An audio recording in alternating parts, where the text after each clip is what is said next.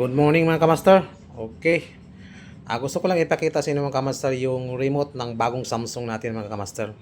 Oh, maganda siya mga kamaster. Solar na. Ayan mga kamaster. Hindi na pwede i-charge. Hindi na pwede maglagay ng battery. Wala na. Now, ito po yung solar mga kamaster. Ibilad mo lang sa init kamaster. Then, ito kamaster, pwede din ito i-charge yung Type-C. Ayan mga kamaster. Type-C kamaster. Ito na po yung bago nating TV. Solar ka master, pero siya ka master, parang delikado siya pag mahulog. Ayan mga master, ingatan lang natin yung remote ng solar mga master. Oh, yan, ibilad na natin sa alaw mga master. Dito mga master, mga mga 20 minutes pwede na.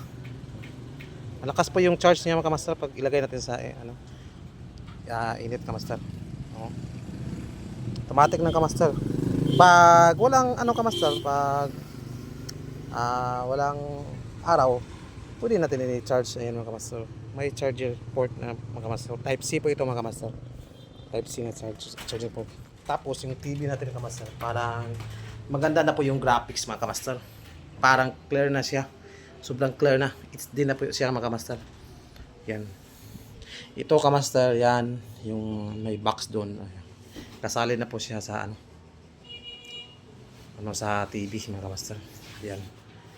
Okay. So nagtatanong kamaster yung sa metal cladding kamaster. Ito na po yung resulta mga kamaster. Okay. Yan. Ito sa kabila. Ito na po yung resulta kamaster. Okay. Sabi na ko nila mga kamaster, init daw kamaster. Hindi naman init. Kasi nilagyan namin ng insulation. Insulator. Yung white kamaster, yung tawag doon, yung parang cellophane nandun sa loob. Ito yan, plywood po ito, kaman marin. Ayun mga kamaster.